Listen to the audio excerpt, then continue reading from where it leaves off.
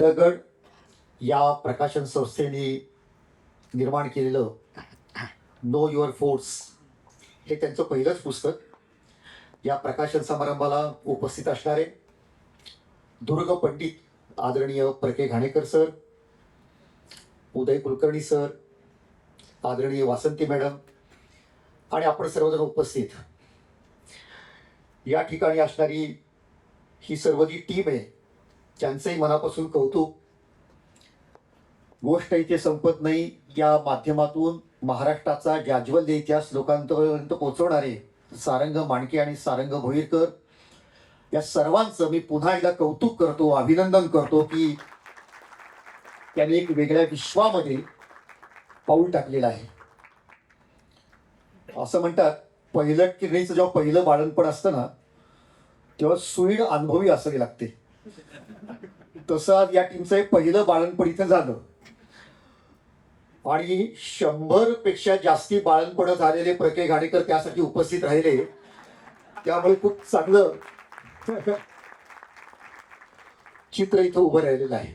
आणि आता जी इथं तुम्ही जी मुलाखत सादर केली,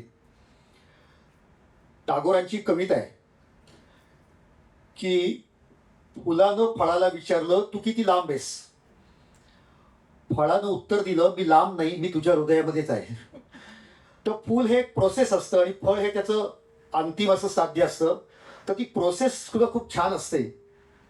कधी कधी असं होतं की प्रवास संपला ना की ध्येय गाठल्याचा आनंद असतो, पण काहीतरी गमावल्याची हुरहुर सुद्धा असते. पण या टीमचं एक चांगलं आहे, एका पुस्तकापाशी यांचा प्रवास संपत नाहीये आणि अशी अनेक पुस्तकं त्यांनी महाराष्ट्राला द्यावी अशी आमची विनंती त्यांना आहे. इतिहासाच्या बाबतीत बोलायचं तर आपल्या देशाला अत्यंत वैभव संपन्न असा हजारो वर्षांचा इतिहास आहे. पण हेही अनेकदा आपण ऐकलेलं आहे की इतिहास संशोधन करावा, इतिहास लेखन करावं, इतिहासाचा अभ्यास करावा, त्याचे पुरावे गोळा करावे, याच्यामध्ये आपण कमी पडलो. इंग्रज या ठिकाणी आले, त्यांनी या ठिकाणी इतिहास द्यायला सुरुवात केली, तेव्हा इतिहास संशोधन नावाची शाखा हळूहळू आपल्याला कळायला लागली. पण हे जसं खरं आहे तसं अजून एक सत्य आपण मांडलं पाहिजे. ते म्हणजे जसं इतिहास संशोधनामध्ये आम्ही कमी पडलो तसं इतिहास कसा प्रेझेंट करावा, इतिहास कसा मांडावा याच्यावरती सुद्धा अभ्यास होण्याची गरज आहे, चिंतन होण्याची गरज आहे. त्याच्यामध्ये सुद्धा आपण कमी पडलो.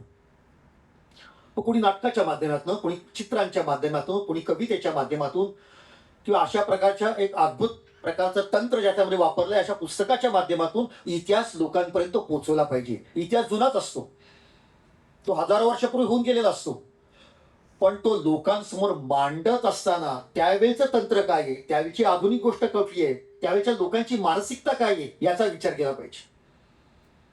सावरकरांनी वयाच्या 20व्या वर्षी पोवाडे लिहिलेले. काय तरुण पोरगा होता, पण त्या पोवाड्यातनं त्यांनी सांगितलेलं आहे. बाजीप्रभूंचा पोवाडा लिहिताना सावरकर म्हणतात त्या ठिकाणी, मग बाजीचे रक्त सांडले खिंडीत त्या काला, म्हणून रायगडी स्वातंत्र्याचा थोर वृक्ष झाला. काय अप्रतिम वर्णन केलं. सिंहगडावरती आम्ही अनेकदा जातो, आपणही जाता. मग प्रश्न येतो की मुलाला माहिती, की मुलं म्हणतात माहिती आहे मला, पोराचं लग्न होतं तरी तो किल्ल्यावर गेला, माहिती आहे मला, त्यात काय नवीन आहे. मग अशा वेळेला या कवीच्या कवितांचा आधार घेता येतो. सावरकरांनी पोवाडा लिहिलाय सिंहगडाचा सुद्धा.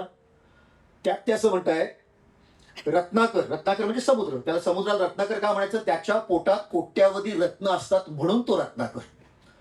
तो रत्नाकर असणारा समुद्र जेव्हा सिंहगडाकडे बघतो तेव्हा त्याच्या मनात काय येतं बघा कवीची कल्पना. मग त्या गडाची भूमी ठेवी तानाजीस उदरी, तेव्हापासून रत्नाकर बहु तिचा द्वेष करी. म्हणजे तो समुद्र म्हणतो, अरे सिंहगडा, माझ्या पोटामध्ये कोटी कोटी रत्न आहे, पण तुझ्या उदरामध्ये एकच रत्न आहे, ते तानाजी मालुसरे, माझ्या कोटी रत्नांपेक्षा ते जास्त मौल्यवान आहे. हे तानाजी मालुसरेचं बलिदान माहितीच आहे, पण ते लोकांपर्यंत पोहोचवण्यासाठी अशी प्रतिभा हवी. एक सांगण्याचा मोह मला आवडत नाहीये. तानाजीच्या बद्दल अजून एक कविता आहे. आम्ही एक पुस्तक निर्माण केलं होतं, तानाजीवरच्या कविता सगळ्या एकत्र केल्या होत्या. आणि काय सुंदर कविता आहे. एक कविता अशी आहे, त्या कवितेचं नाव आहे तानाजीच्या मृत्यूनंतर त्याच्या पत्नीनं केलेला शोक. नाव एवढं मोठं आहे त्याचं. त्याच्या 3 कडव्यांचा फक्त उल्लेख करतो. पहिल्या कडव्यामध्ये आता पतीचा मृत्यू झाला तर कुठल्याही बाईला वाईट वाटणार. ती काय म्हणतीये, हे माझ्या पतिराजा तुम्ही इतक्या लवकर का गेलात, अजून अनेक गड जिंकायचे राहिलेले आहेत. मी तिची तक्रार याच्याबद्दल आहे.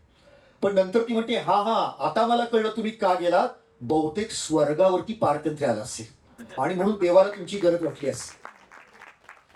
आणि तिसऱ्या कडव्यामध्ये त्या बाईला अजून एका बाईच्या रडण्याचा आवाज येतो. ती म्हणते, कोण रडते, तर तानाजीची तलवार असते. ती तलवार म्हणते, अगं तुझाही धनी गेलाय माझाही धनी गेला म्हणून मी रडते. तेव्हा तानाजीची बायको म्हणते, अगं तू काय रडतेस, माझा पती गेला म्हणून काय झालं, उद्या जर का या महाराष्ट्रावरती आक्रमण झालं तर मी तुला घेऊन रणांगणात लढण्यासाठी जाईन, तुला रडण्याची काही कारण नाही. आणि खरंच आहे, आपल्या इथल्या महिलांनी जोहार नाही केला, पण तारा राणीसारखी 24 वर्षाची महिला पतीच्या निधनाचं दुःख बाजूला सरून 84 वर्षाच्या औरंगजेबाशी लढण्यासाठी रणांगणात उतरली होती. हा महाराष्ट्राचा इतिहास आहे. असा तेजस्वी इतिहास पण मांडण्यामध्ये आम्ही किती कमी पडलो. माझ्या सुदैवानी म्हणा किंवा दुर्दैवानी म्हणा, जी बालभारती संस्था आहे जिथे पुस्तक निर्मिती होते त्यात इतिहास विभागात मी काम केलेलं आहे. खरं तर या गोष्टी बाहेर सांगणं बरोबर नाही, पण तिथे आम्ही एक वाक्य बोलायचो की अहो लहान मुलं आहेत, मी शिक्षक आहे, जरा मुलांना रंजक इतिहास सांगा ना. पण रंजक हा शब्द आला ना की अंगावरती पाल पडल्यासाठी झटकून टाकायचे. इतिहास रंजक नाही असता का. तर पु ल देशपांडे म्हणायचे, एखाद्या विषयाची नावड निर्माण करायची असेल तो विषय शाळेमध्ये शिकवायला ठेवा. ते तिथं खरं वाटत. आणि त्यामुळे हे असं सगळं निर्माण झालेलं होतं. आणि म्हणून आपण ज्याला आत्ताच्या काळामध्ये टार्गेट ऑडियन्स म्हणतात, की काय लिहितोय याच्यापेक्षा कुणासाठी लिहितोय, ते कोण आहे, त्यांची मानसिकता काय आहे, त्यांची आवड निवड काय आहे, याचा विचार केला पाहिजे. आज या ठिकाणी निनाद बेडेकर यांची मला आठवण होते. ते सांगायचे, ते परदेशात प्रचंड प्रवास केला होता. एकदा ते म्हणजे आम्ही गाडीतनं चाललो होतो युरोपमधल्या एका देशामध्ये. अशी पाटी यायची 50 किलोमीटरवरती एका वीराचं स्मारक, 40 किलोमीटरवरती, 10 किलोमीटरवरती. इतकी उत्सुकता निर्माण झाली. गेलो त्या गावामध्ये, काही नाही हो, त्या गावातला एक सैनिक लढताना रणांगणात मरण पावला होता, पण त्या लोकांनी त्याचं सुंदर म्युझियम केलं होतं. त्याचे कपडे, त्याच्या वस्तू मांडून ठेवल्या होत्या. एक सैनिक गेला तर एवढं ते जपून ठेवतात. आणि आम्ही, आमचा तानाजी मालुसरे असेल, प्रतापराव गुजर असेल, ही सगळी जी मंडळी, एक एक कमांडो होते, एक एक सोल्जर होते, एक एक सेनापती होते, पण आम्ही त्यांचं म्युझियम असं निर्माण करू शकलो नाही. ते आमचे हिरो आहेत, ते लोकांसमोर आपल्या दाखवण्यामध्ये आपण कमी पडलो. एकदा निनादजीने असं सांगितलं की एक म्युझियम बघायला गेले होते. 400 वर्षापूर्वीची लढाई होती. त्याचा साऊंड अँड लाईट शो होता. कार्यक्रम बघून ते बाहेर पडले. नंतर त्यांनी माहिती पत्रकात वाचलं, आत्ता तुम्ही 400 वर्षापूर्वीची लढाई ऐकलीत, त्याच्या पाठीमागं बॅकग्राऊंड म्युझिक होतं, त्यात तुम्हाला तोफांचे आवाज ऐकू आले. त्यासाठी आम्ही 400 वर्षापूर्वीच्या तोफा आणल्या, त्या साफ केल्या, त्याच्यामध्ये दारू भरली, ते उडवली, तो आवाज रेकॉर्ड केला, तोच तुम्हाला कानावरती आम्ही ऐकायला दिलेला आहे. म्हणजे हा युरोपियन समाज त्यांचा इतिहास लहान असेल, पण समाजासमोर मांडत असताना किती बारीक, किती बारकाईनं, किती चांगल्या प्रकारे हे ते सांगत असतात. आणि म्हणून हा इतिहास मांडण्यासाठी म्हणून अशा प्रकारे आपण थोडंसं अभ्यासू बनलं पाहिजे. ज्या वेळेला मला सारंग माणकेचा फोन आला की आम्ही पुस्तक तयार करतोय किल्ल्यांवरती, तुम्ही बघायला या, असं वाटलं शेकडो पुस्तक आहेत, आता नवीन काय असणार, तेच काहीतरी. पण ज्यावेळेला मी उघडलं ना, अद्भुत आहे. अलिबाबाच्या गुहेत शिरल्यासारखं वाटतंय, इतकं विलक्षण आहे. आणि म्हणून ते किती म्हणजे, आणि त्याच्यामध्ये दिसत होतं की अरे या ठिकाणी तोफा घेऊन चाललेत ना सैनिक. असंच घडलं होतं वज्रगडाला, तिथे असेच ते दिलेर खानचं सैन्य तोफा घेऊन गेलं होतं. किंवा कुठेतरी झाडावर बसून आपले मावळे हे शत्रूला मारतायत, असंच उंबरखिंडीच्या लढाईत घडलं होतं. म्हणजे त्या ठिकाणची चित्र बघत असताना तो इतिहास जिवंत झाल्यासारखं वाटत होतं. काही वर्षापूर्वी आम्ही कैलासवासी गोनी दांडेकर यांची पुण्यतिथी सिंहगड किल्ल्यावरती गडजागरण म्हणून केली. 300 तरुण आणले होते, तरुण मुलं आणि मुली. आणि कुणाला मावळ्याचा पोशाख दिला, कुणी रामदासी बनलं, कुणी वारकरी बनलं, कुणी बौद्ध भिक्खू बनलं, कुणी पुजारी बनलं. महिला आल्या होत्या, त्या नऊवारी साडीमध्ये त्यांचे खेळ खेळत होते. कुणी त्या ठिकाणी दांडपट्ट्याचं प्रात्यक्षिक करतंय, कुणी मल्लखांब करतंय, कुणी लोहार काम करतंय, कुंभार काम करतंय, सांबार काम करतंय. 300 वर्षापूर्वीचं आम्ही निर्माण करून दाखवलं. बघायला 8,000 लोक आली होती. झालं असं की लोकांनी प्रतिक्रिया अशी दिली की किल्ल्याचा तट 300 वर्षापूर्वीचाच होता, पण त्याच्यासमोर एक मावळा उभा राहिला किंवा एखादी नऊवारी साडीतली बाई उभी राहिली, तो किल्ला आत्ताचा वाटायला लागला. असं वाटलं की मधली 300 वर्ष गळून पडली, आपण त्या काळामध्ये गेलेलो. आपल्याला त्या काळात लोकांनी नेताला पाहिजे. भविष्य गगनी भरारी घेण्या भूतकाळाचे भान हवे, वैभवशाली राष्ट्र घडवण्या इतिहासाचे ज्ञान हवे. म्हणून इतिहास आपल्याला हा प्रेरणा देणारा इतिहास.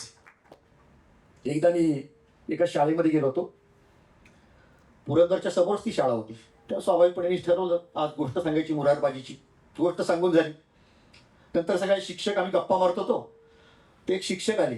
ते सायन्स टीचर होते. ते सायन्सवाल्यांचा इतिहास शिक्षकांवर काय राग असतो मला माहित नाही, पण ते असतो.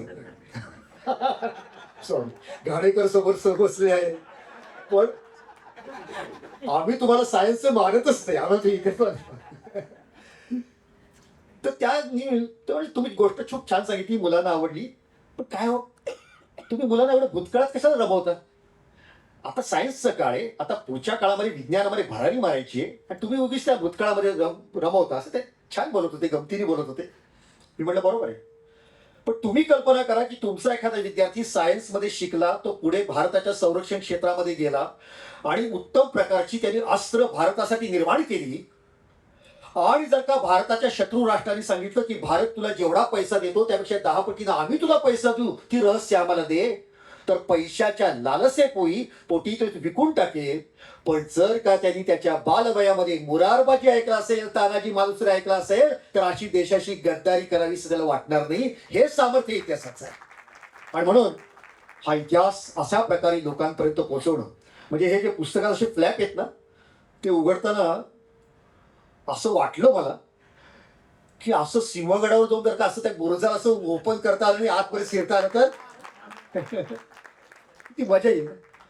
मी असं पूर्वी एकदा लिहिलं होतं, सांगा सांगा कथा कहाण्या, काय कुठे ते घडले होते, ध्येयासाठी पूर्वज आमचे प्राणपणाने लढले होते, इतिहासाचे पान तेधवा अभिमाने फडफडले होते, यशकीर्तीचे तसे पवाडे आसमानाला भिडले होते. सांगा सांगा कथा कहाण्या, काय कुठे ते घडले होते. या बुरुजांना, या तटांना, या किल्ल्यांना असा जो प्रश्न विचारावासा वाटतो, पण ते मुके आहे. मला असं वाटतं तुमच्या या पुस्तकाने या किल्ल्यांना बोलकं केलेलं आहे. आणि म्हणून मी पुन्हा एकदा इतिहासाच्या दालनामध्ये आपण जे प्रवेश करत आहात, एक वेगळ्या प्रकारचं पुस्तक घेऊन मी खात्रीने सांगतो, विश्वासाने सांगतो की एक विद्यार्थ्यांच्या मनामध्ये इतिहासाबद्दल आकर्षण निर्माण करण्याचं काम हे पुस्तक नक्की करेल. मी दिल्लीला गेलो होतो आता फेब्रुवारी महिन्यामध्ये. नॅशनल बुक ट्रस्ट पुण्यामध्ये पण झालं यावेळेला, फर्ग्युसन कॉलेजच्या मैदानात, तसं दिल्लीला पण होतं. एका वाक्यात वर्णन करायचं, आपल्याकडे गणेशोत्सव आणि दहीहंडीला जशी गर्दी असते ना, प्रचंड रेटारेट, तशी तिथं पुस्तक खरेदीला गर्दी होती. आणि मी सहज एकाला विचारलं, तो म्हणला 27,000ची पुस्तक एका तरुण मुलाने विकत घेतली होती. सहज गप्पा मारताना, किती पुस्तक घेतली? म्हणजे प्रचंड गर्दी. एकेका स्टॉलच्या आतमध्ये जायला 1-1 किलोमीटरची रांग लागलेली. म्हणजे मला असं वाटलं की आमचं शिवजयंतीला नाचणाऱ्या मुलाला जर का शिवाजी महाराजांच्यावरती उद्या प्रश्न विचारले, तर त्याला दिल्लीतल्या मुलाला फोन करून विचारावं लागेल की काय अशी अवस्था झालेली, कारण आम्ही वाचत नाही हो. पण ते वाचत नसेल तर त्यांच्याबद्दल आरडाओरडा करण्याच्या ऐवजी कशा पद्धतीनं त्यांना दिलं तर त्यांना वाचण्याची आवड निर्माण होईल, याचा विचार आपण करायला पाहिजे. आणि तो आपण सगळे करत आहात. म्हणून पुन्हा एकदा आपल्या सर्वांचे मी हार्दिक धन्यवाद व्यक्त करतो. आणि त्याचप्रमाणे एवढा वैभव संपन्न इतिहास आहे, म्हणजे दिल्ली आग्र्याला सुद्धा किल्ले आहेत, नाही असं नाही, पण ते जे उभे राहिलेत ना, त्यांचे ते मिनार, त्यांची ती गुळगुळीत संगमरवरी फरशी, तिथून इथे उडणारी कारंजी दिसायला सुंदर आहे. पण ते किल्ले उभे राहिले, त्यांनी आमचा सामान्य माणसांच्या कत्तली केल्या. त्यांनी 30,000 मंदिरं उद्ध्वस्त केली. त्यांनी आया बहिणीची आबरू लुटली आणि मग ते किल्ले उभे राहिले. महाराष्ट्रातले किल्ले ते उभे आहेत, त्या किल्ले उभे नाही, दगडधोंडे पडलेले आहेत, उद्ध्वस्त झालेले आहे.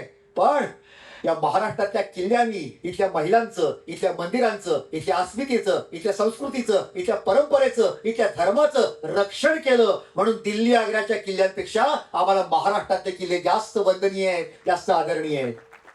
आणि म्हणून सर्वात शेवटी एवढंच म्हणतो, काय सुंदर वर्णन केलंय कवीनं.